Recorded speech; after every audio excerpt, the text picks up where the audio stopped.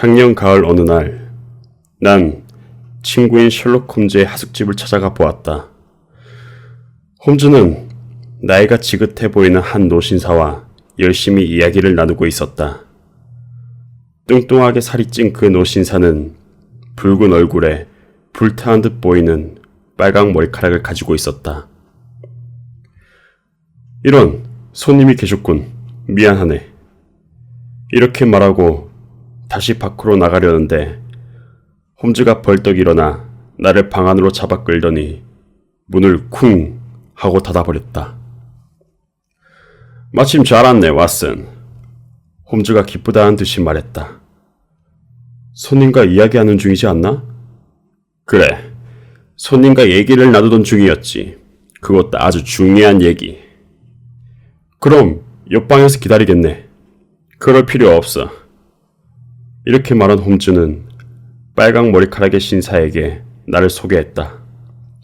윌슨 씨, 이 친구는 제 파트너입니다.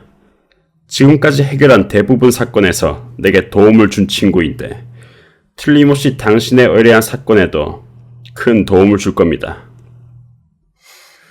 윌슨이라는 뚱뚱한 신사가 의자에서 반쯤 일어나 가볍게 머리를 숙였다. 퉁퉁하게 살이 오른 눈꺼풀 속으로 조그만 눈이 무엇인가 묻는 듯한 시선으로 나를 바라보았다. 그 소파에 앉게나. 이렇게 말한 홈즈는 팔걸이가 달린 의자로 돌아가 앉았다. 홈즈는 두 손가락 끝을 맞대 상 같은 모양을 만들어냈다. 그가 생각에 잠길 때면 늘 취하는 동작이었다. 이보게 왓슨, 자네도 나처럼 뻔한 일상의 지루한 일에서 벗어난 다른 특이한 일들이 좋지. 그건 내가 겪은 모험을 자네가 열심히 기록하는 것만으로도 알 수가 있어. 이렇게 말하면 어떻게 들릴지 모르겠지만 이야기에다가 사족까지 붙여주고 말일세. 자네가 해결한 사건들이 너무 재미있어서 그렇게 하지 않을 수가 없었네. 언젠가 내가 이런 말을 한 적이 있지. 메리 서덜랜드 양이 의뢰한 간단한 사건에 대한 조사에 들어가기 전의 일이었을 거야. 신기한 일이나 깜짝 놀랄 만한 사건을 찾고 싶다면 우리의 생활 속에서 찾아야 한다고. 왜냐하면 현실 생활은 그 어떤 공상보다도 훨씬 더 기묘하고 예측할 수 없는 것이기 때문이라고 했던 말. 홈즈가 나를 올려다보며 말했다. 그래. 그런데 미안하지만 그때 난 그 의견엔 동의할 수 없다고 말했어. 그랬었지, 왓슨. 그땐 그렇게 말했지만 결국에는 내 의견에 따르지 않을 수가 없을 걸세. 그렇게 하지 않겠다면 그런 예를 신물이 날 정도로 자네에게 보여서 내 생각에 동의하지 않고서는 못 배기게 만들 수밖에. 어쨌든 오늘 아침에 여기 계신 제이베스 윌슨 씨가 오셔서 어떤 이야기를 들려주셨는데 그게 근래 보기 드문 신비로운 사건이 될 것 같아. 내가 늘 말했던 것처럼 가장 기괴하고 보기 드문 사건은 커다란 범죄보다는 오히려 조그만 범죄 속에 숨어있는 경우가 많지. 범죄가 있었는지조차도 잘 알 수 없는 일 속에 그런 것들에 숨어있는 경우도 있어. 윌슨 씨가 말씀해주신 사건도 지금 들은 얘기만으로는 범죄가 성립되는 건지 어떤지 난 잘 모르겠군. 하지만 사건의 추이를 보면 내가 지금까지 들어왔던 것들 중에서도 매우 특이한 사건이라고 할 수 있을 걸세. 윌슨 씨, 죄송하지만 다시 한번 처음부터 얘기를 들려주실 수 있나요?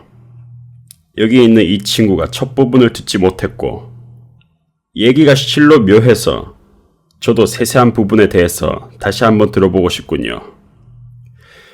평소에는 사건의 경위를 듣고 조금의 힌트를 얻기만 해도 전에 일어났던 여러 가지 사건들 중에서 비슷한 사건을 찾아내 해결 방안을 세우곤 했죠.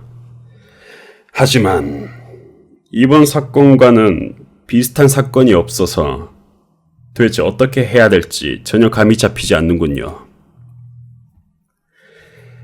뚱뚱하게 살이 찐 빨간 머리의 의뢰인이 자랑스럽다는 듯이 가슴을 펴더니 외투 안쪽 주머니에서 꼬깃꼬깃 접힌 지저분한 신문을 꺼냈다. 그리고 머리를 앞으로 내밀어 무릎 위에서 구겨진 신문의 주름을 펴면서 광고란 쪽으로 시선을 떨어뜨렸다.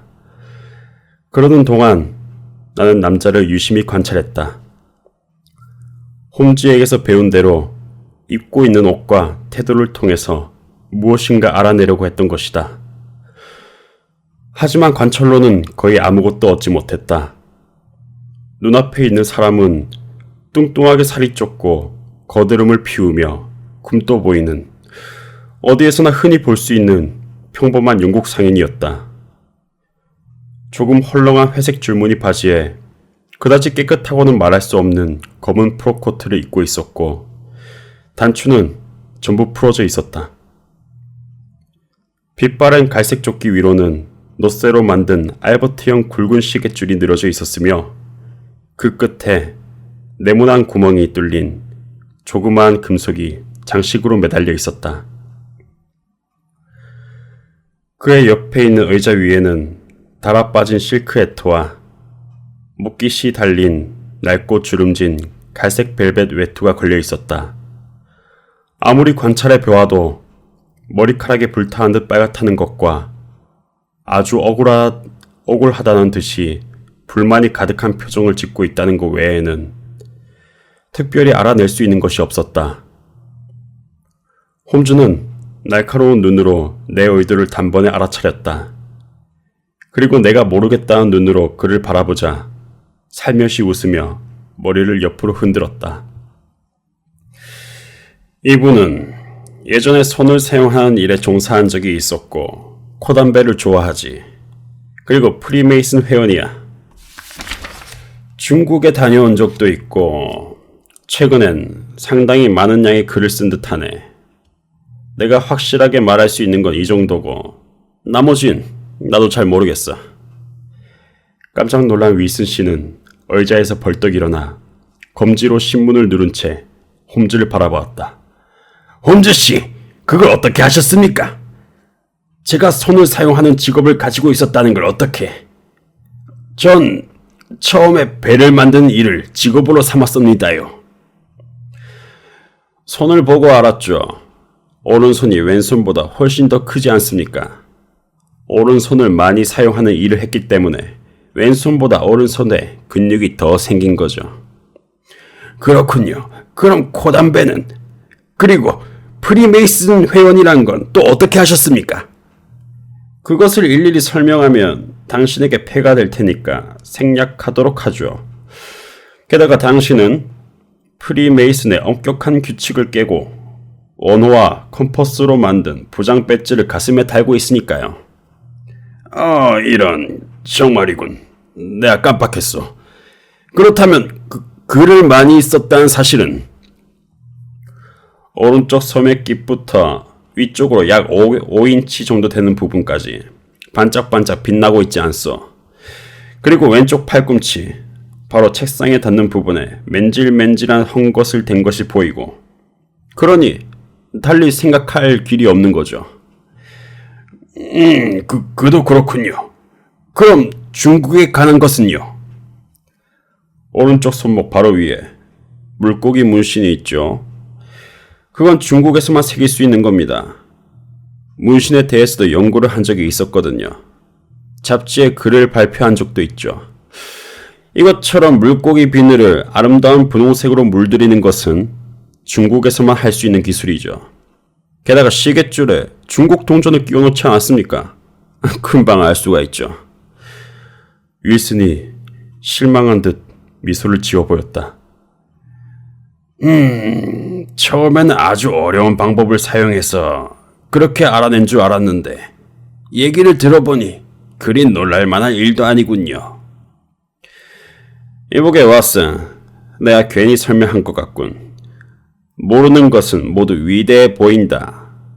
이런 말이 있지 않은가. 이렇게 일일이 설명했다간 미미한 나의 명성도 그나마 곧 사라져버릴 걸세. 윌슨 씨, 그건 그렇고 아직 광고를 못 찾았나요? 홈즈가 말했다. 아니요, 찾았습니다. 윌슨은 붉은 빛이 도는 굵은 손가락으로 광고란의 가운데쯤을 가리키고 있었다. 바로 이겁니다. 여기서 모든 일이 시작됐습니다. 직접 읽어보시죠. 내가 받아든 신문에는 이런 글이 실려 있었다. 빨간 머리 연맹, 미합 중국 펜실베니아주 레바논의 고 이제키아 호킨스 씨의 유언에 의해 결성된 이 빨간 머리 연맹에 빈자리가 새로 생겼다. 회원은 극히 형식적인 일만 하며 그 보수로 주 4파운드의 급여가 지급된다. 심신이 건장한 21세 이상의 붉은 머리를 가진 남성이라면 누구나 응모할 수 있다. 월요일 11시에 플리트가의 포프스 코트 7번지에 있는 연맹 사무실로 본인이 직접 와서 덩컨 로스에게 신청할 것. 이게 대체 무슨 말인가? 난 이 광고를 2번 거듭 읽은 뒤에 큰 소리로 말했다. 홈즈는 기분이 좋을 때면 언제나 그렇듯 의자에 앉은 채로 몸을 흔들며 껄껄대고 웃었다. 하하하하. 정말 특이한 얘기가 아닌가. 윌슨 씨, 처음부터 전부 다시 얘기해 주시죠. 당신과 사건에 대해서, 그리고 이 광고 때문에 어떤 일을 당했는지 전부 말입니다. 왓슨, 자넨 우선 그 신문의 이름과 날짜를 메모해 주지 않겠나? 모닝 크로니클지 1890년 4월 27일인데 약 2개월 전 신문일세. 고맙네. 그럼 윌슨 씨? 윌슨이 이마에 땀을 닦으며 말하기 시작했다. 네, 홉슨 씨. 조금 전에 말씀드린 것처럼 전 런던 구시가지에 있는 섹스코버 광장에서 조그만 전당포를 하고 있습니다요. 그다지 크진 않습니다. 요즘에는 근근히 살림을 꾸려 나가고 있는 정도죠. 예전엔 점원을 2명이나 두었지만 지금은 1명밖에 없습니다. 하나밖에 없는 점원에게도 월급을 주기가 힘들어졌습니다. 그런데 다행스럽게도 이 점원은 일만 배우면 된다며 다른 사람의 절반 정도만 월급을 받고 그렇게 일을 해주고 있죠. 이 친구가 아니었다면 월급을 주기 위해 제가 부업이라도 해야 할 판이었으니까요. 그 특이한 청년의 이름이 뭡니까? 홈즈가 물었다. 빈센트 스폴딩이란 사람인데 이게 청년이라고 불러야 할지 그냥 나이를 자세히 모르겠군요. 점원으로 그처럼 열심히 일하는 사람도 없을 겁니다. 홈즈씨, 마음만 먹으면 그는 좀 더 좋은 곳에서 지금의 월급 2배 정도는 충분히 받을 수 있을 겁니다. 하지만 본인이 만족하고 있는 것 같아서 특별히 다른 말은 하지 않고 있습니다. 그렇겠지요. 그렇게 싼 값으로 사람을 고용하다니 정말 운이 좋으셨군요. 요즘엔 그런 사람을 고용하기란 그리 쉬운 일이 아닙니다. 그 점원도 이 광고만큼이나 특이한 사람이군요. 아니, 그에게도 단점은 있습니다.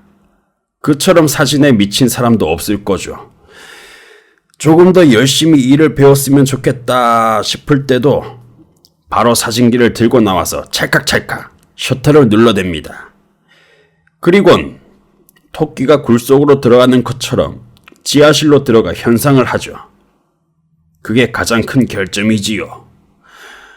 하지만 전체적으로 봐서는 아주 일을 잘하는 편입니다. 지금도 댁에서 일을 하고 있죠. 그렇습니다. 집에 간단한 요리와 청소를 해주는 14살 여자아이가 한 명 더 있죠. 집에 있는 사람은 이들이 전부입니다. 제 아내는 죽었고 다른 가족은 없으니까요. 이렇게 3사람이서 조용히 살아가고 있었습니다. 비바람을 피하고 꾼돈을 갚아나갈 수 있을 정도는 됐으니까요. 그런데 이 신문 광고가 그런 생활을 깨버리고 말았습니다. 그러니까 정확히 8주 전의 일이었죠. 스폴딩이 이 신문을 가게로 가지고 와서 이렇게 말하더군요. 아, 아저씨, 난 왜 머리카락이 빨강색이 아닐까요? 왜 그래? 제가 물었습니다. 빨간머리 연맹에 또 결혼이 생겼어요. 여기 회원이 되기만 하면 누구든 조금은 돈을 모을 수 있거든요. 늘 결혼이 생기는데 회원이 부족해서 연맹에는 돈이 남아돌아 골머리를 쏟고 있다는 얘기를 들었어요. 내 머리카락이 빨간색으로 변해줬으면 좋겠어요, 아저씨. 그러면 당장 달려가서 한비춘 잡을 수 있을 텐데. 그게 무슨 소리야? 제가 다시 물었죠. 홈즈씨, 전 늘 집에만 있기 때문에 세상 물정이 어두워서 조그만 뉴스에도 관심을 가지려 합니다. 제가 손님을 찾아가는 게 아니라 손님이 저를 찾아와야 하는 일을 하고 있으니까. 몇 주일씩이나 집에 틀어박혀서 밖으로는 한 발짝도 나가지 않는 경우가 허다하죠. 아저씨, 빨간머리 연맹에 대해서 아직 못 들어봤어요? 스폴딩이 눈을 동그랗게 뜨고 물어봤습니다. 금시초문인데. 어떻게 그럴 수가 있죠?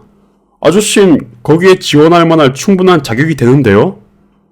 그래, 거기에 들면 무슨 좋은 일이 생기나?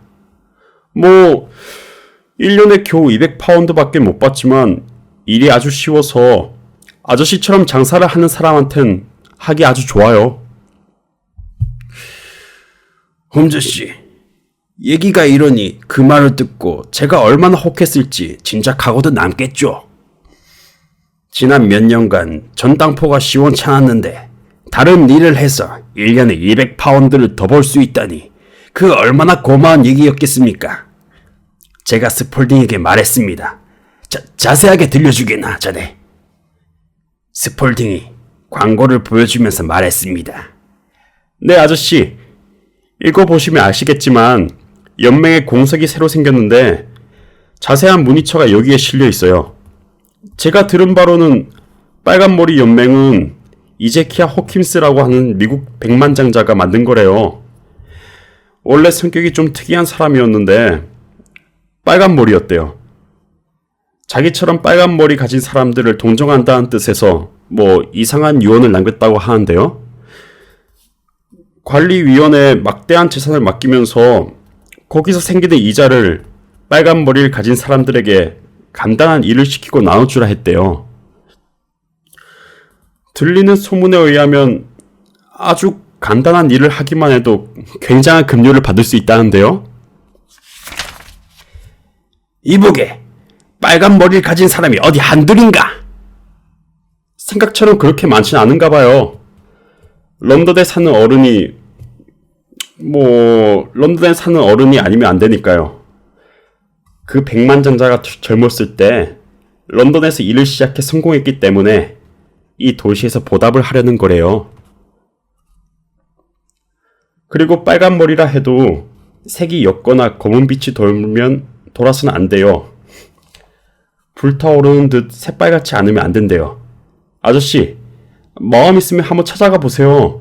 1년에 200, 300파운드 때문에 아저씨가 일부러 거길 찾아갈 필요는 없을지도 모르지만요. 홈즈씨, 보시는 것처럼 제 머리는 새빨갛습니다. 세상에 머리가 저보다 빨간 사람은 없을 겁니다. 스폴딩이 이 연맹에 대해서는 아주 자세히 알고 있는 것 같아서 도움이 될 거라고 생각했습니다. 그래서 그날은 가게 문을 일찍 닫고 그를 데리고 밖으로 나갔죠. 일을 하지 않아도 돼요. 그도 좋아하는 눈빛이었습니다. 우린 광고가 실린 주소를 찾아갔습니다. 그런데 세상에, 그런 광경은 두 번 다시 보고 싶지 않았습니다. 홈즈씨, 동서남북 사방팔방에서 붉은빛이 도는 머리카락을 가진 남자들이 일제히 그곳을 향해 걸어가고 있지 않습니까? 광고 한 번으로 전국에서 그렇게 많은 사람들이 몰려들 줄이야. 전 꿈에도 생각지 못했죠. 플리트가는 빨간 머리를 가진 사람들로 숨이 막힐 지경이었습니다. 그 중에서도 포프스 코트는 마치 오렌지 장사의 짐수레처럼 빨간 머리로 빽빽히 들어차 있었습니다. 레몬 같은 색, 지푸라기 같은 색, 오렌지색, 벽돌색, 아이리시 세터 사냥개 같은 색, 간처럼 빨간색, 흑빛이 도는 빨간색, 그야말로 별별 색깔의 빨간 머리들이 다 모여 있었습니다. 하지만 스폴딩이 말한 것처럼 불타오르듯 새빨간 머리를 가진 사람은 거의 찾아볼 수가 없었죠. 그래도 너무 많은 사람들이 순서를 기다리고 있었기 때문에 저는 거의 포기하려 했었습니다. 그런데 스폴딩이 그런 저를 말렸습니다. 어떻게 했는지 모르겠지만 그는 사람들을 밀치고 또 제치고 해집고 나가서 저를 사무실로 오르는 계단까지 데리고 갔죠. 거기에는 기대에 부풀어서 올라가는 사람과 실망한 표정으로 내려오는 사람들이 두 줄로 길게 늘어서 있었습니다. 전 많은 사람들 틈을 비집고 간신히 사무실로 들어갔죠. 여기서 잠시 말을 멈춘 윌슨 씨는 코담배를 한껏 들이키며 정신을 가다듬었다. 정말 재미있는 경험을 하셨군요. 그래서 어떻게 됐나요?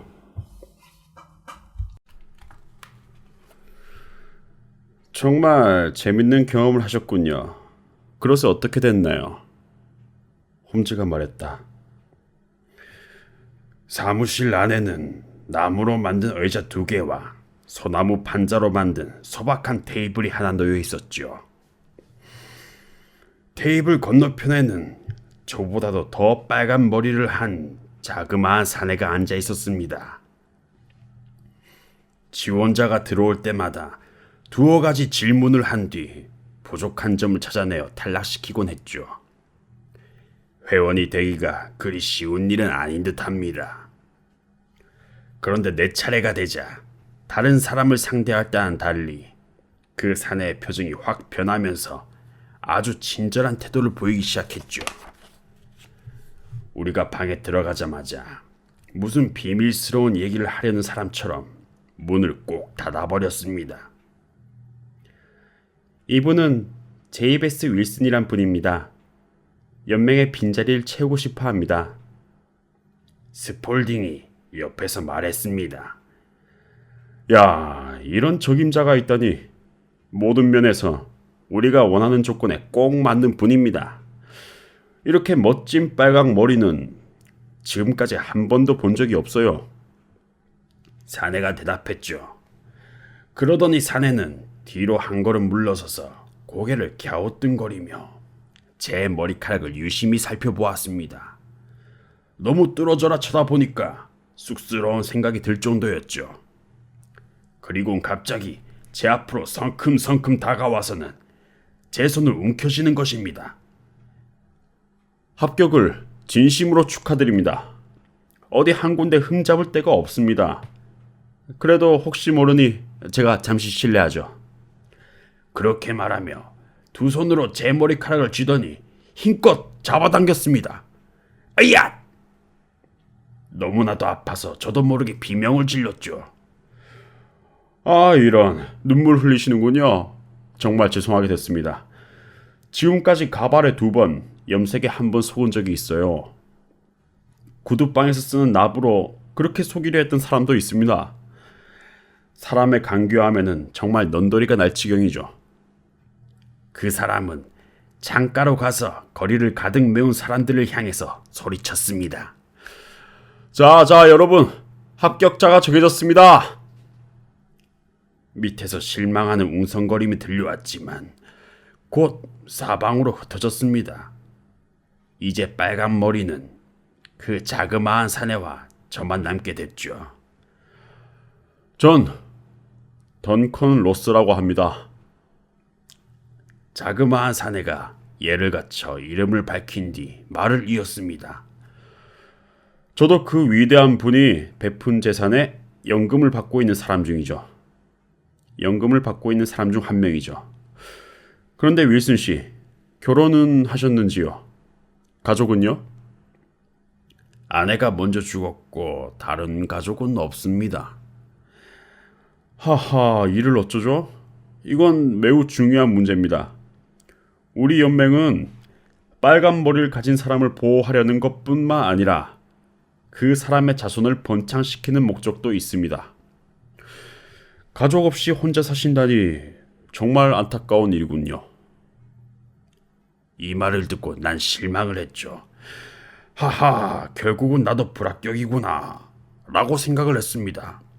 그런데 2분, 3분 정도 생각에 잠기더니 사내가 이렇게 말했죠.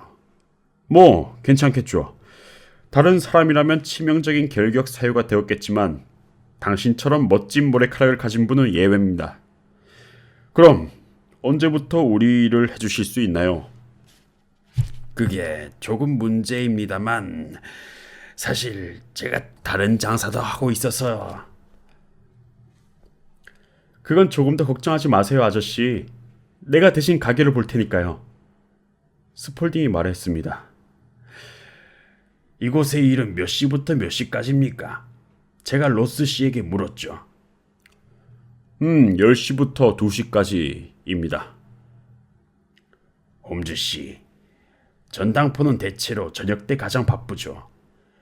특히 급여가 나가는 토요일 전인 목요일과 금요일 밤이 제일 바쁩니다. 그러니까 한나절 잠시 돈을 벌러 가기에는 아주 좋은 장사입니다. 거기다가 점원이 스폴딩은 사람이 좋아서 무슨 일이든 마음 놓고 맡길 수 있는 사람이었죠. 그래서 저는 이렇게 대답했습니다. 그거 아주 잘 됐군요. 근데 급료는 얼마입니까? 일주일에 4파운드입니다. 일은요? 일이라고 해봐야 뭐 그저 형식적인 것뿐이죠. 어떤 일입니까? 참, 근무 시간에는 쭉 사무실 안에 있어야 합니다. 적어도 이 건물 안에 있어야 하죠. 만일 여기서 한 발짝이라도 벗어난다면 영원히 이 자리를 잃게 됩니다. 이건 유언장에도 명확하게 기재되어 있는 상황이죠. 뭐 하루에 겨우 4시간만 일하면 되니까 밖으로 나갈 일은 없을 겁니다. 어떤 이유에서든 변명은 통하지 않습니다. 몸이 아플 때나 장사 때문에 일이 있을 때라도 그렇습니다. 그런데 이 일의 내용은 어떤 겁니까? 대형 백과사전을 필사하는 겁니다. 저쪽 책장에 1권이 있습니다. 그리고 잉크와 펜, 앞지는 직접 준비해 주십시오. 그리고 이 테이블과 의자를 쓰시도록 하십시오. 내일부터 와주실 수 있죠? 올 수 있고 말고요. 그럼 제이베스 윌슨 씨, 오늘은 이만 돌아가셔도 좋습니다. 우리 연맹에 들어오신 것을 다시 한번 진심으로 축하드립니다.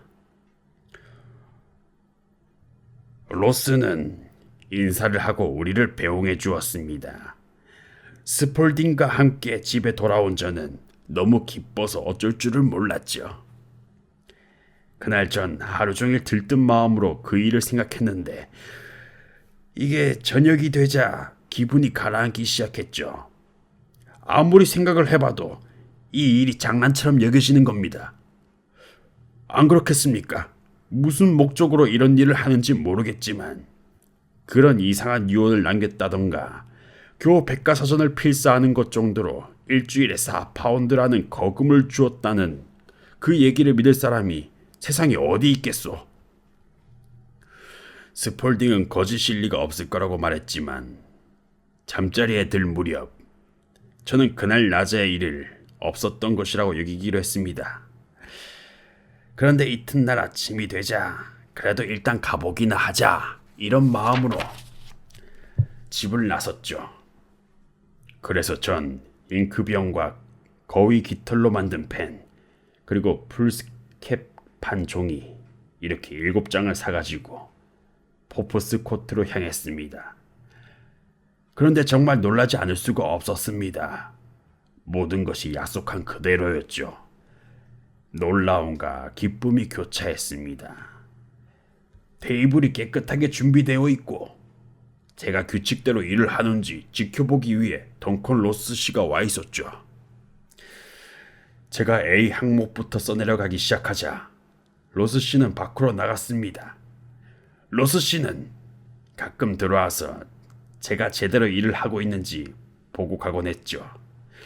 2시가 되자 이젠 돌아가도 좋다고 하고선 제가 쓴 몇 장의 종이를 보고 칭찬도 하고 저를 배웅했습니다. 그리고 사무실 문을 잠궜습니다. 이런 식으로 하루하루가 지났고 그 주 토요일이 되자 로스 씨가 일주일간의 급여라며 1파운드짜리 금화 4개를 주었죠. 그 다음 주도 그리고 그 다음 주도 계속해서 같은 일을 반복했습니다. 매일 아침 10시에 나가서 오후 2시까지 일을 했죠. 그러는 동안 로스 씨는 오전 중에 한 번만 나오더니 나중에 가서는 전혀 모습을 드러내지 않았습니다. 그래도 저는 방 밖으로 나가지 않았죠. 언제 로스 씨가 나타날지 몰랐고 쓸데없는 짓을 해서 좋은 일자리를 잃고 싶지 않았으니까요. 그런 식으로 8주가 지났습니다. 저는 A 항목을 써내려가면서 이대로라면 곧 B 항목도 들어갈 수 있을 거라 생각했죠. 종이값만 해도 벌써 만만치 않게 지출했고 내가 쓴 종이로 선반 하나를 충분히 메울 수 있을 정도가 되었습니다. 그런데 이 모든 것이 일순간에 끝나고 말았습니다. 끝났다고요? 그렇습니다. 바로 오늘 아침에 말입니다. 평소와 다름없이 10시에 사무실로 나갔더니 문은 잠겨있고 그 문 한가운데 사각형의 조그만한 종이가 앞장에 박혀 붙어 있었죠. 이게 그겁니다. 한번 보십시오. 윌슨은 이렇게 말하며 편지지만한 크기의 하얀 종이를 내밀었다. 거기에는 이렇게 적혀 있었다. 빨강머리 연맹 해산 1890년 10월 9일. 셜록 홈즈와 나는 터져나오는 웃음을 참을 수가 없었다. 냉정하기 짝이 없는 글과 그 너머로 보이는 슬픔에 잠긴 윌슨 씨의 얼굴을 보는 순간 우스워서 견딜 수가 없었던 것이다. 뭐가 그렇게 우습단 말입니까? 빨간 머리카락이 자라나기 시작한 부분까지 얼굴이 벌겋게 물든 윌슨이 소리를 쳤다. 그렇게 사람을 비웃을 거라면 다른 곳으로 가보겠습니다. 아니, 그런 게 아니요.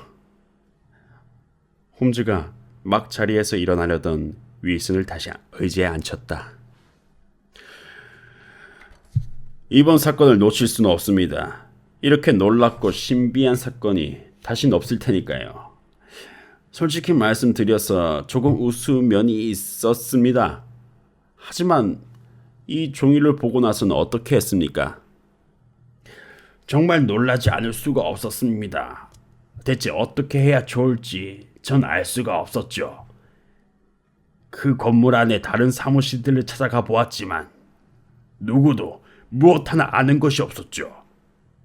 하는 수 없이 그 건물 주인을 찾아갔습니다.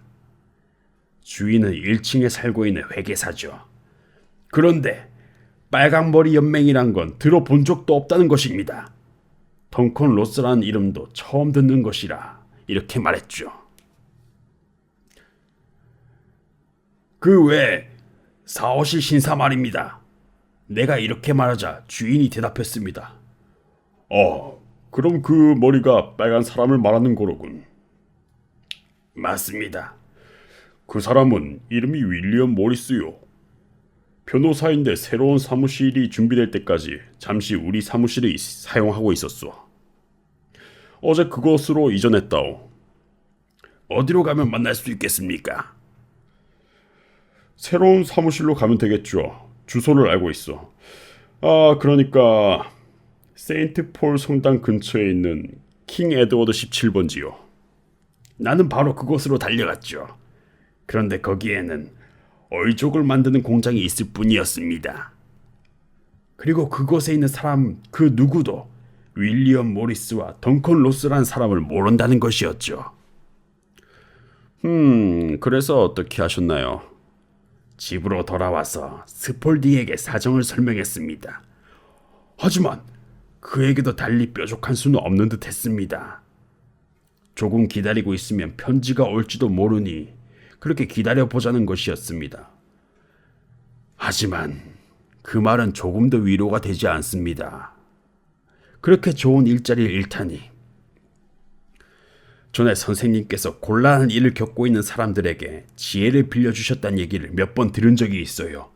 그래서 난 이렇게 찾아왔죠. 아주 잘 오셨습니다. 기꺼이 이 사건을 맡도록 하죠.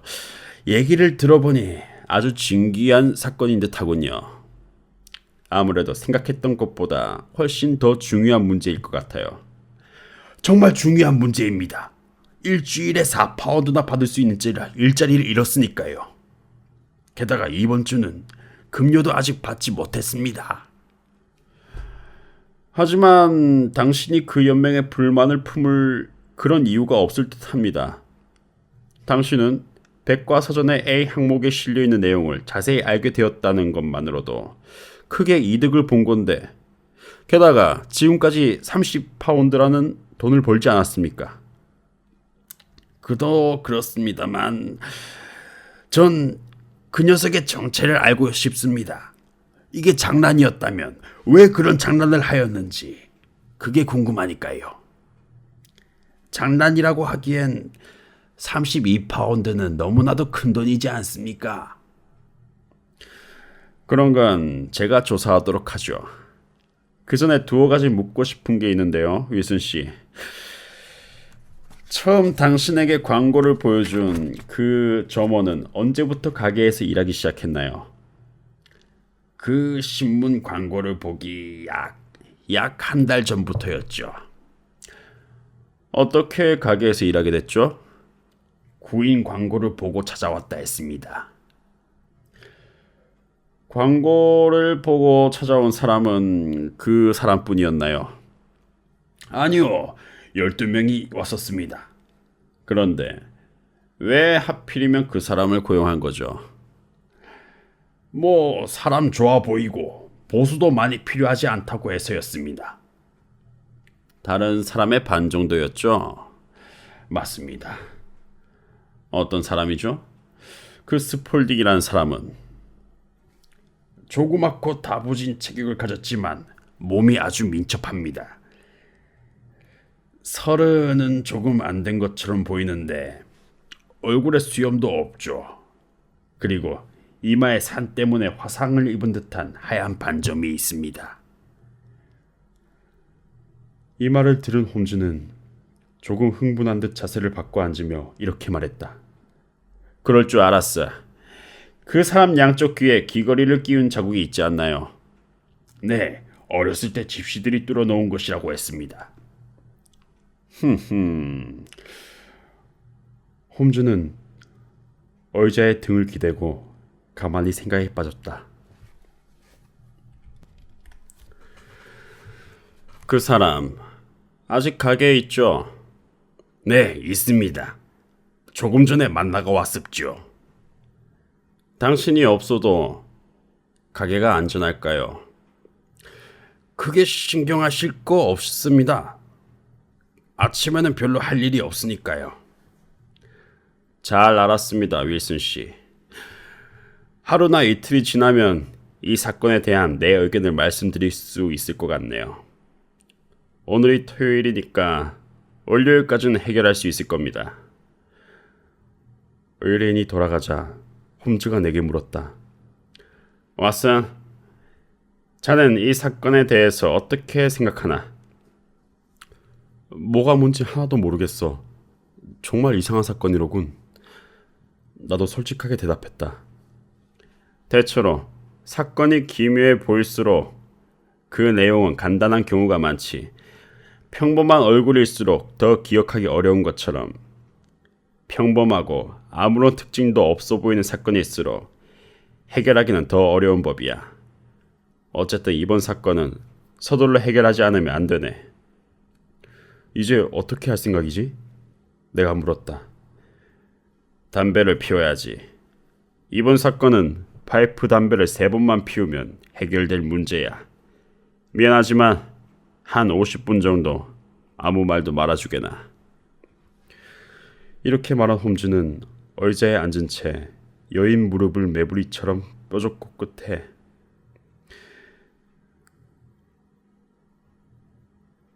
여인 무릎을 매부리처럼 뾰족한 코끝에 닿을 정도로 죽혀 올려 몸을 둥글게 말았다. 그리고 점토를 설구어 만든 검은 파이프를 괴주의 부리처럼 입에 물고 가만히 눈을 감은 채 생각이 빠져들었다. 그대로 움직이지 않고 한동안 앉아있길래 홈즈가 잠든 줄 알고 나도 꾸벅꾸벅 졸기 시작했다. 그런데 갑자기 의자에서 벌떡 일어난 홈즈는 파이프를 난로 위에 올려놓더니 이렇게 말했다. 오후에 세인트 제임스 홀에서 사라사태의 연주회가 열리네. 어떤가 왓슨? 병원 일을 2시간 정도 쉴 수 있겠나? 오늘은 한가하네. 내일은 원래 그리 시간이 걸리는 게 아니니까. 그럼 모자를 쓰고 따라오게. 우선 구시가지를 지나는 길에 점심 식사를 할 거야. 그런 다음에 연주회로 가는 거야. 프로그램을 보면 독일 곡이 꽤 많은데 난 이탈리아나 프랑스 곡보다 독일 곡을 더 좋아하지. 그리고 독일 음악은 생각에 잠겨 있어야 할 때 꼭 알맞은 것이기도 하고. 우린 지하철을 타고 올더스케이트까지 갔다. 거기에서 조금 떨어진 곳에 섹스코보 광장이 있었다. 오늘 아침에 들은 이상한 이야기의 주인공인 윌슨 씨가 살고 있는 곳이었다. 광장 한가운데 철책으로 둘러놓은 조그만 공터가 있었다. 모든 것이 낡아 빠진 초라하고 조그만 거리였다. 그을린 벽돌로 지어진 2층 건물에 거기로 둘러싸인 곳에 조그마한 공터가 있었다. 그 철책 안쪽으로는 잡초처럼 자란 잔디와 빛바랜 월계수가 오염된 공기와 싸우며 자라고 있었다. 모퉁이에 있는 집 앞에 전당포임을 알리는 금빛 구슬 3개가 달린 표지판이 걸려 있었다. 갈색 바탕에 하얀 글씨로 제이베스 윌슨이라 써놓은 그런 간판도 걸려 있었다. 그 빨간머리 의뢰인의 집이었다. 그 가게 앞에 멈춰선 홈즈는 고개를 갸우뚱거리더니 가늘게 뜬 눈을 반짝이며 주위를 유심히 살펴보았다.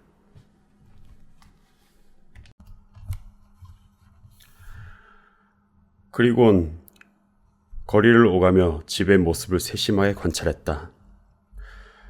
마지막으로 전당포 앞으로 돌아온 홈즈는 들고 있던 지팡이로 인도를 있는 힘껏 2번 두드린 다음 가게 문을 두드렸다. 문이 바로 열리더니 수염을 깨끗하게 깎은 영리해 보이는 젊은 남자가 얼굴을 내밀었다. 어서 오십시오. 아, 고마워요. 그게 아니고 뭐 좀 잠깐 물어보고 싶은데 스트랜드 가로 가려면 어떻게 가면 됩니까? 3번째 골목에서 오른쪽으로 꺾어져서 가다가 다시 4번째 골목에서 왼쪽으로 꺾어져서 가면 됩니다. 점원은 또박또박 이렇게 말하고 문을 닫아버렸다. 머리가 좋은 사람이군. 발걸음을 떼어 놓으면서 홈즈가 이렇게 말했다. 저 사람 말이야. 런던에서 4번째로 영악한 사람일세. 대담하기로 말하자면 3손가락 안에 들지. 저 사람에 대해서라면 나도 전부터 조금 알고 있었지. 저 점원은 틀림없이 빨간 머리 연맹과 깊은 관계가 있을 거야. 그렇군. 자네 저 사람을 보기 위해서 길을 물어본 거였군. 아니, 저 사람을 보고 싶었던 게 아닐세. 그럼 왜지? 녀석이 입고 있던 바지에 무릎을 보고 싶었던 거야. 그래, 어땠나? 뭔가 알아낸 게 있나? 생각한 대로였어. 조금 전에 인도는 왜 두드린 거지? 왓슨, 미안하지만 지금은 관찰할 때지 이야기할 때가 아닐세. 우린 적지에 뛰어든 스파이야. 자, 섹스코버 광장에 대해선 대체로 조사가 끝났으니 이제 반대편으로 가서 그것을 조사해보도록 하세. 후미진 섹스코버 광장에서 모퉁이 하나를 돌아 큰 거리로 나서자 별천지와도 같이 번화한 곳이 나왔다. 마치 그림의 앞뒷면을 보고 있는 것 같은 그런 느낌이 들었다. 그곳은 구시가지의 북쪽과 서쪽을 연결하는 대로 중 하나로 대도시 런던의 대동맥이라 할 수 있는 곳이었다. 차도가 두 줄로 길게 늘어서 오고 가는 차들로 북적거리고 있었으며 넘쳐나는 사람들로 인도는 새까맣게 보였다. 그리고 깨끗한 가게들과 튼튼해 보이는 사무실용 건물이 나란히 늘어서 있었다. 이렇게 화려한 곳이 그처럼 초라한 광장과 등을 맞대고 있다는 사실이 도저히 믿어지지 않았다. 길 모퉁이에 선 홈즈는 거리를 둘러보았다. 어디 이곳에 늘어서 있는 건물들을 순서대로 외워보도록 할까? 런던에 대한 정확한 지식을 얻는 게 내 취미거든. 제일 앞에 모티모 상점이 있고 그 다음이 담배가게로군. 그리고 신문 판매점, 시티앤서버밴 은행의 코벅지점, 야채 요리 음식점, 그리고 맥파렌 마차 제조 회사에 창고가 있군. 그 너머는 다른 구역이 있어. 왓슨, 이걸로 일은 끝일세. 앞으로가 정말 기대되는군. 그럼 샌드위치에 커피라도 먹은 다음에 바이올린의 나라로 같이 떠나보세. 빨간 머리의 의뢰인이 기괴한 이야기를 들고 와서 우리를 고민에 빠지게 하는 그런 일이 없는 음악의 세계로 말이야. 홈즈는 열렬한 음악 애호가였다.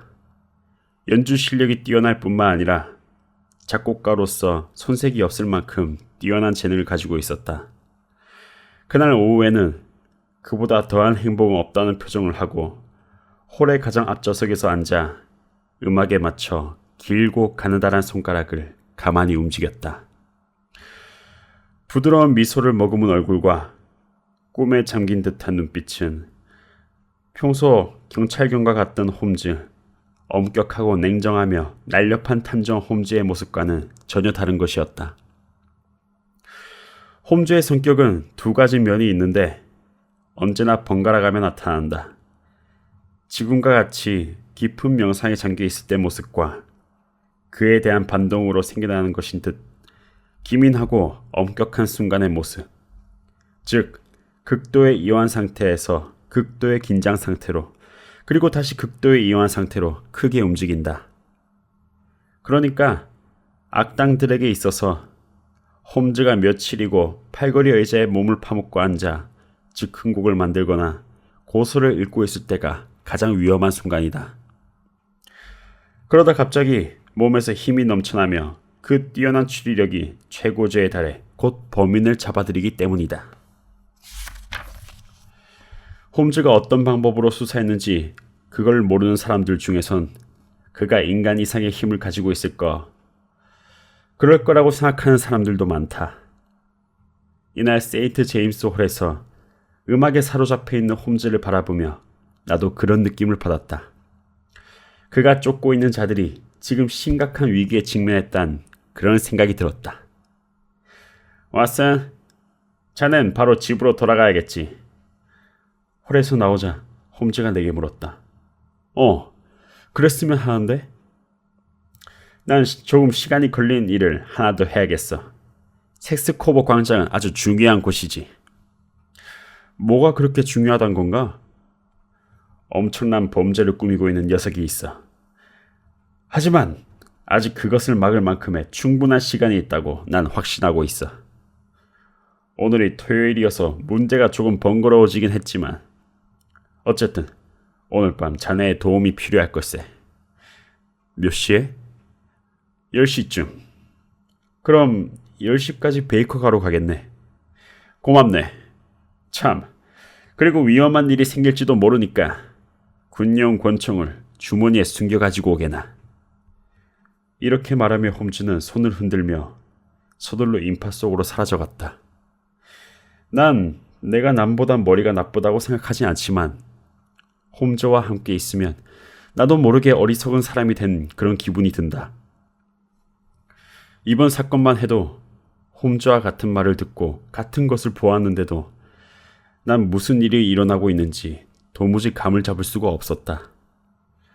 그런데 홈즈의 말을 들어보면 그는 지금까지 있었던 일에 모든 진상은 물론 앞으로 일어날 일까지도 전부 알고 있는 듯 했다.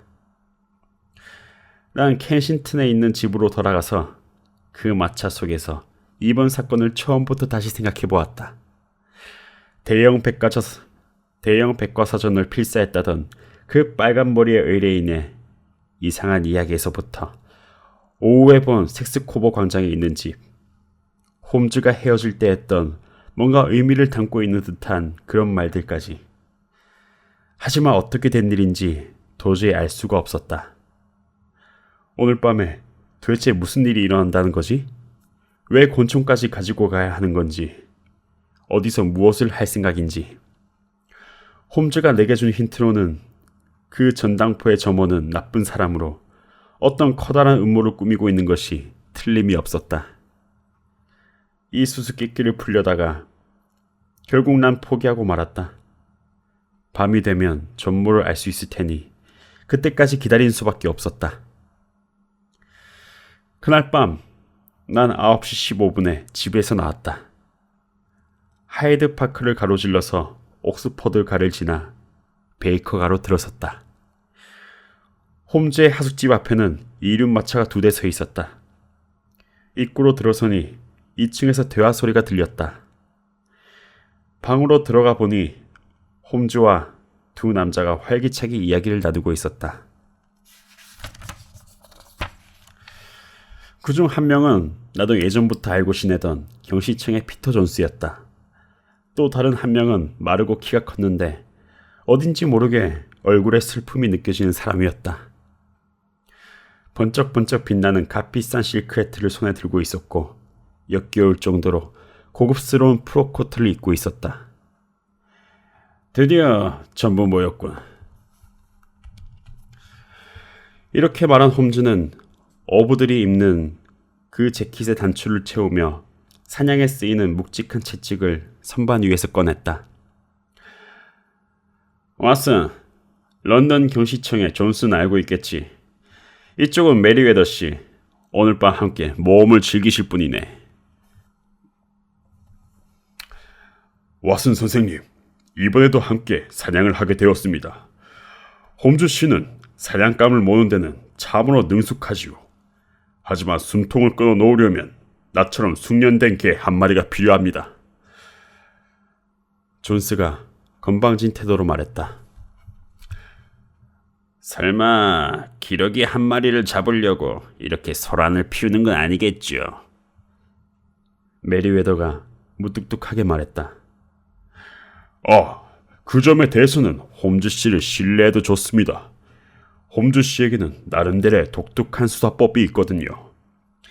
이렇게 말씀드리면 신뢰가 될지도 모르겠습니다만 조금은 이론과 공상에 치우치는 면이 없지 않아 있지요. 하지만 담정으로서의 자질은 충분하다고 생각합니다.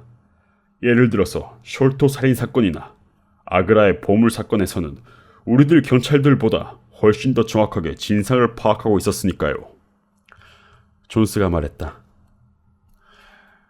그렇군요, 존스 씨. 당신이 그렇게 말씀하시니 틀림이 없겠지만요. 하지만 토요일 밤에 카드 놀이를 못하게 된 것은 27년 만에 처음 있는 일입니다. 정말 안타깝군요. 너무 아쉬워하지 마십시오. 당신은 오늘 밤 지금까지 경험하지 못했던 커다란 승부를 하게 될 테니까요. 카드 놀이보다 훨씬 더 설레는 그런 승부가 될 겁니다. 메리웨더 씨, 당신이 이번 게임의 건도는 3만 파운드요. 그리고 존스, 자넨 전부터 그렇게 찾고 싶어 했던 그 범인을 걸고 게임은 하는 걸세. 홈즈가 말했다. 맞습니다. 그 존 크레이라는 녀석, 살인, 절도, 위조화폐 제조 등 세상에 범죄란 범죄는 전부 저지른 녀석입니다. 아직은 어리지만 이 녀석이 그쪽에선 꽤 명성을 날리고 있습니다. 메리웨더 씨, 전 런던의 어떤 범죄자보다도 그 녀석의 손목에 수갑을 채우고 싶습니다. 그레이의 할아버지는 공작이었고 그레이 녀석도 이튼 스쿨에서 옥스퍼드 대학을 진학했을 정도로 아주 엘리트였죠. 머리가 좋고 손재주가 뛰어나서 사건이 일어날 때마다 녀석의 지시란 흔적은 남아있지만 녀석이 어디에 있는진 전혀 알 수가 없었습니다. 이번 주에 스코틀랜드에서 도둑질을 했나 싶으면 그 다음 주에는 콘월에서 고아원을 짓는다며 사람들을 속여 자금을 끌어모으는 등 도무지 갈피를 잡을 수 없었습니다. 벌써 몇 년째 그 녀석의 뒤를 쫓고 있는데 아직 녀석의 얼굴도 보지 못했죠. 오늘 밤에는 그를 자네에게 소개시켜 줄 수 있을 것 같네. 나도 존 크레이의 사건에 한두 번 관여한 적이 있었지. 그 녀석은 그 방면의 1인자임에 틀림이 없어. 벌써 10시가 되었군요. 이제 슬슬 출발하도록 합시다. 두 분이 함께 마차를 타고 가세요. 왓슨과 전 그 뒤를 따르도록 하죠. 오랜 시간 마차를 타고 갔지만 홈즈는 거의 아무런 말도 하지 않았다. 좌석에 몸을 깊숙이 묻고 앉아 연주회에서 들었던 그 곡을 흥얼거릴 뿐이었다.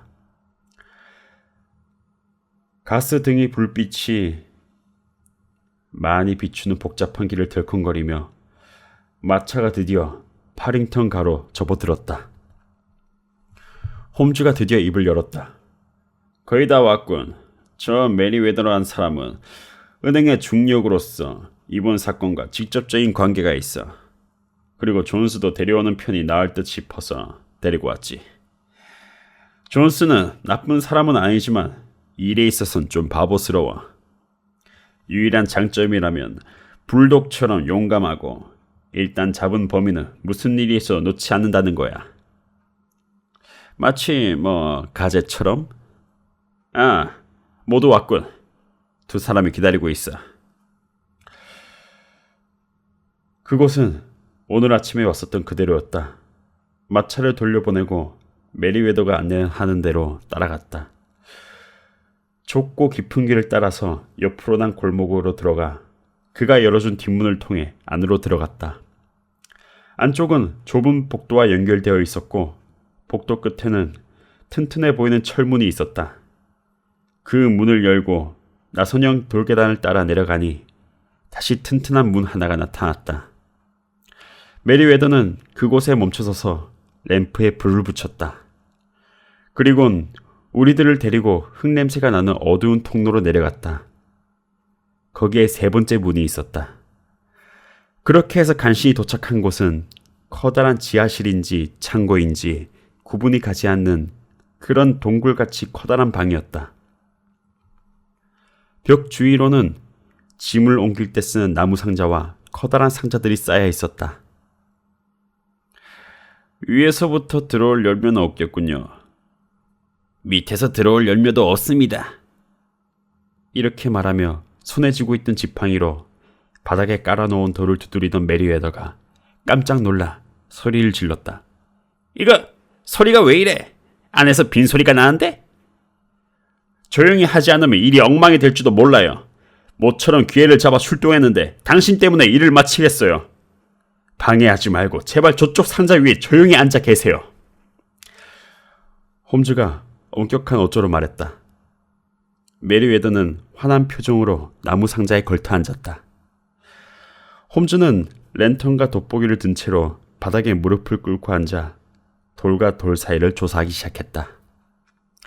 그리고 단 2, 3초 만에 만족할 만한 결과를 얻었는지 자리에서 벌떡 일어나 주머니에 돋보기를 넣고는 이렇게 말했다. 아직 적어도 1시간 정도의 여유가 있습니다. 전당포 주인이 잠을 들기 전까지는 녀석들도 움직일 수가 없을 테니까요. 하지만 그가 잠들면 바로 일을 시작할 겁니다. 조금이라도 빨리 일을 마치면 그만큼 도망칠 시간을 버는 거니까요. 왓슨, 자네도 이미 짐작했겠지만 지금 우리는 런던에서 손가락 안에 드는 한 은행의 지점 아래에 있는 지하실로 와 있네. 메리웨더 씨는 이곳의 지점장이야. 런던 악당들이 왜 이 지하실을 노리고 있는지 지금부터 그 이유를 설명해 주실 걸세. 프랑스 금화 때문입니다. 표적이 될지도 모르니 주의하라는 말은 몇 번이고 들었죠. 메리웨더가 중얼거리듯이 말했다. 프랑스 금화라고요? 네. 몇 개월 전에 프랑스 은행에서 나폴레옹 금화를 3만 개 빌렸습죠. 그것을 동봉하지 않은 채로 이 지하실에 쌓아두었는데 벌써 소문이 나돌기 시작했더군요. 제가 지금 앉아있는 이 상자에도 나폴레옹 금화가 2,000개씩 납으로 만든 얇은 판에 쌓여 있습니다. 이렇게 많은 금화를 하나의 지점에 보관하는 것은 처음 있는 일이라서 은행의 중력들도 모두 걱정을 하고 있습니다. 그럴 만도 하죠. 그럼 우리도 미리 계획을 세워두도록 합시다. 사건은 앞으로 1시간 안에 절정에 달할 거요. 메리웨더 씨는 그때까지 그 램프에 덮개를 씌워두도록 하세요. 에이, 컴컴한 데 앉아있어야 합니까? 어쩔 수 없습니다. 혹시 몰라서 카드를 한 벌 주머니에 넣어왔는데 4명이니까 2사람이 한 편이 되어서 당신이 그렇게 좋아하는 카드놀이를 할 수 있을 줄 알았는데 막상 와보니 저기 만반의 준비를 한 것 같아 불을 켜놓을 수가 없겠군요. 우선 각자의 위치를 정합시다. 우리가 적의 의표를 찌른다곤 하지만 매우 대담한 녀석들이니 신중에 신중을 가하지 않으면 우리가 당할 수도 있어요.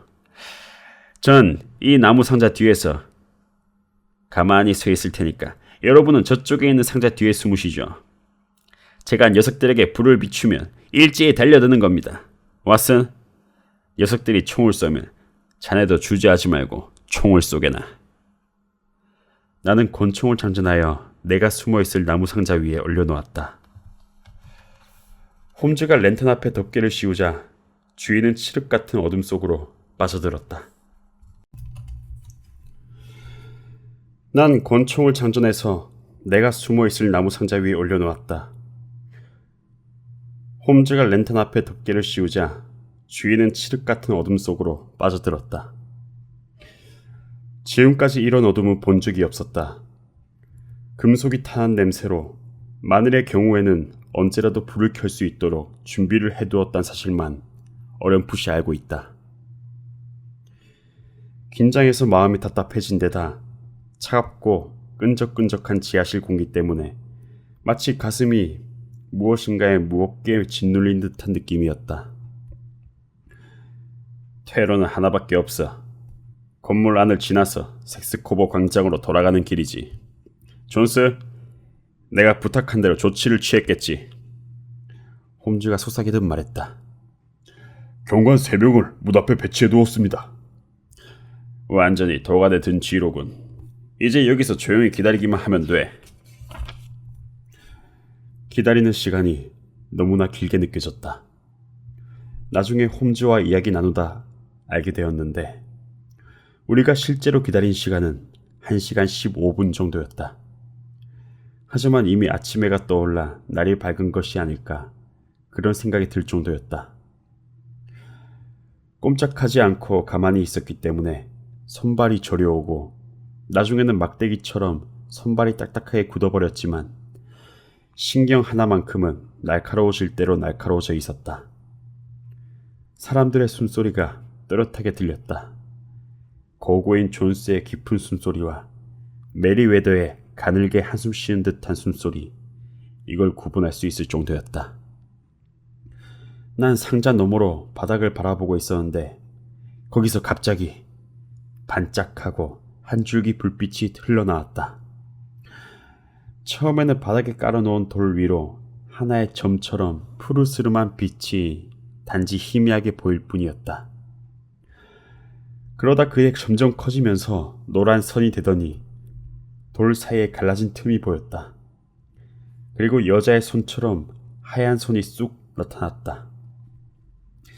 1분, 아니면 그보다 조금 더 오랜 시간이었는지 손가락을 꼼지락거리며 주위를 더듬더듬거리던 그 손이 갑자기 다시 사라졌다.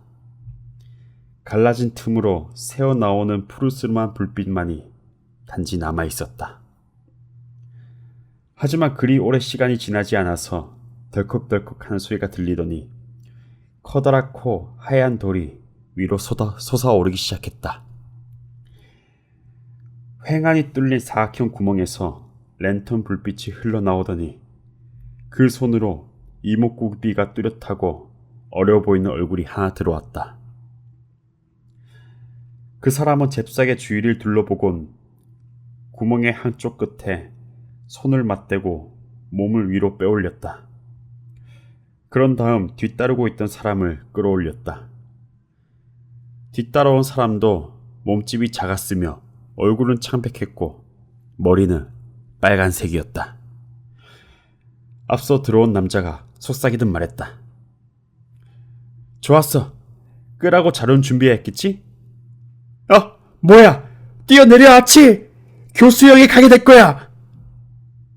갑자기 홈즈가 달려들어 앞서 들어온 남자의 목깃을 움켜쥐었다. 아치라 불린 사람은 구멍 안으로 뛰어들었지만 존스가 상의 깃을 잡았기에 찌익 하고 찢어지는 소리가 들려왔다. 불빛에 총신이 번쩍거리는 것이 보이자 홈즈가 재빨리 채찍으로 남자의 손목을 후려쳤다. 철컥하는 소리와 함께 곤충은 바닥에 떨어졌다. 허튼 짓 하지마 존 크레이. 이제 도망칠 구멍이 없다고. 홈즈가 크게 외쳤다. 그런 거 같네. 상대도 매우 냉정한 목소리로 말했다. 하지만 친구는 무사한 것 같군. 옷깃을 남기긴 했지만. 밖에서 세 사람이 기다리고 있어. 홈즈가 말했다. 야, 정말인가? 철저하게 데뷔를 했군. 대단해, 아주. 자네야말로 대단하더군. 특히 빨간머리 연맹이란 건 아주 기발하고 교묘했어. 곧 친구를 만나게 해주지. 그 녀석 구멍으로 뛰어내리는 기술은 나보다도 더 뛰어나더군. 자네 손에 수갑을 채워주지. 존스가 말했다. 그 더러운 손을 내 몸에 대지 말게. 자넨 모르겠지만 내 몸에는 왕실의 피가 흐르고 있어. 그러니까 내게 말할 때는 부디 그리고 황송하지마 이런 말을 사용해 주길 바라네. 수갑을 차며 존 크레이가 말했다.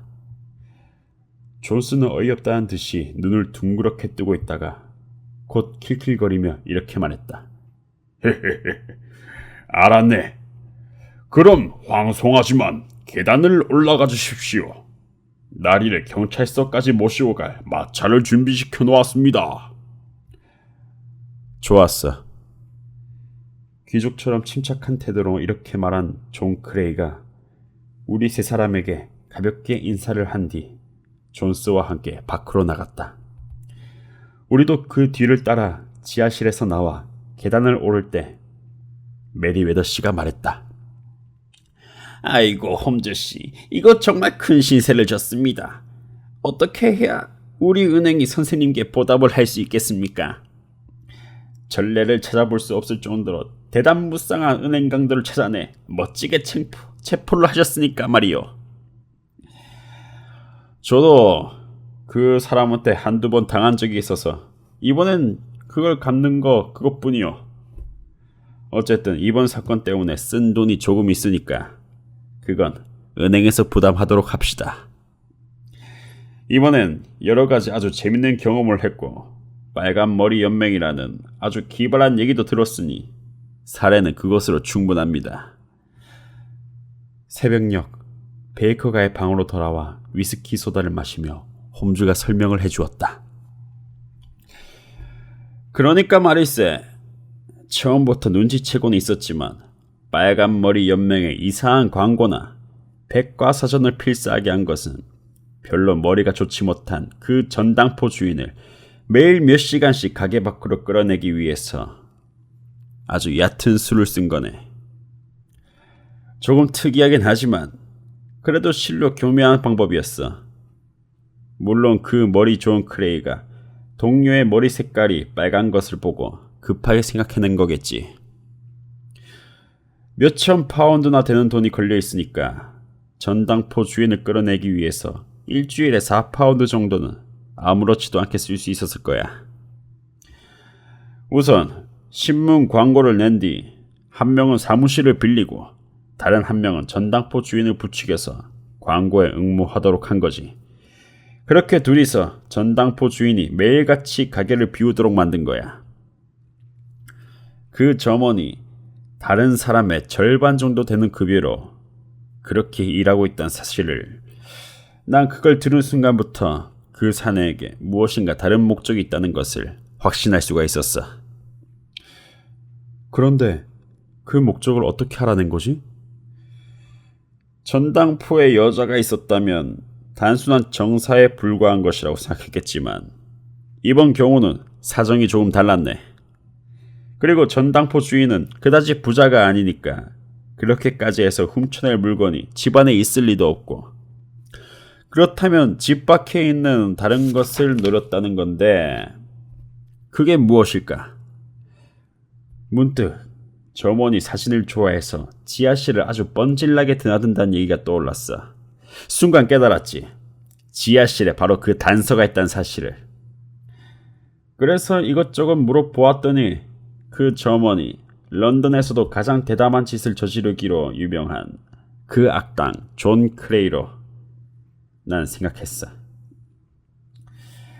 매일 몇 시간씩 그리고 몇 달을 걸쳐서 지하실에서 무엇인가 하고 있다니, 이건 다른 건물을 향해 터널을 파고 있다는 것밖에는 달리 생각할 길이 없지 않은가. 자네와 둘이서 전당포를 보러 갔을 때 이미 거기까지 추리를 하고 있었네. 내가 지팡이로 인도로 두드리는 모습을 자넨 비록 이상하게 여기는 듯 했지만 바로 그건 지하실이 어느 쪽으로 나 있는지 알아보기 위해서였어. 그 집의 지하실은 집 뒤쪽으로 나 있더군.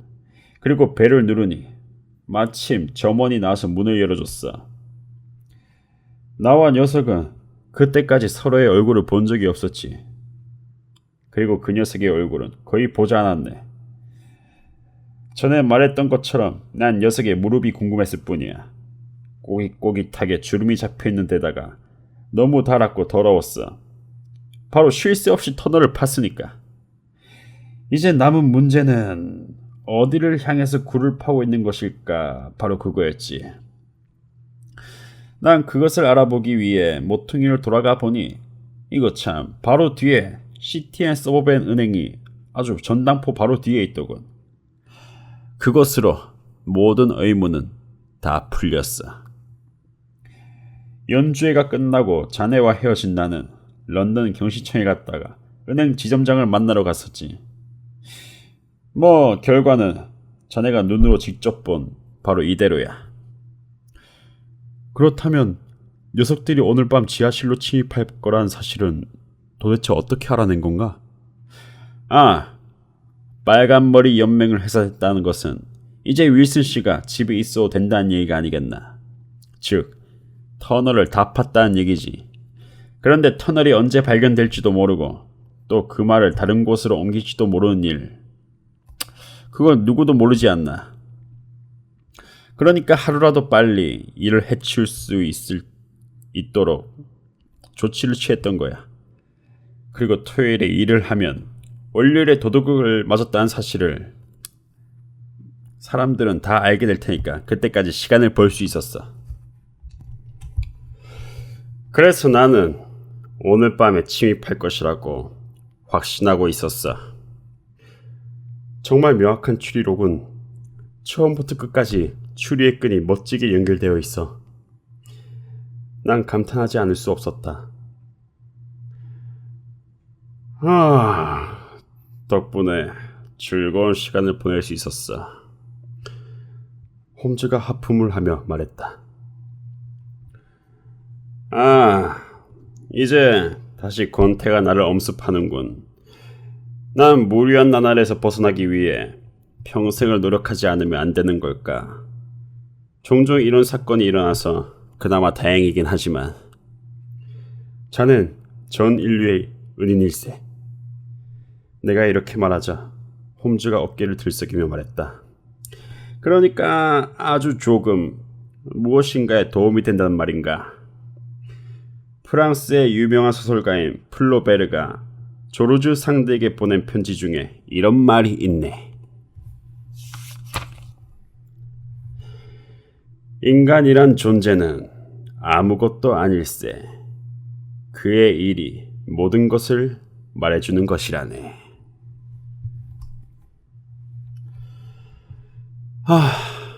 감사합니다.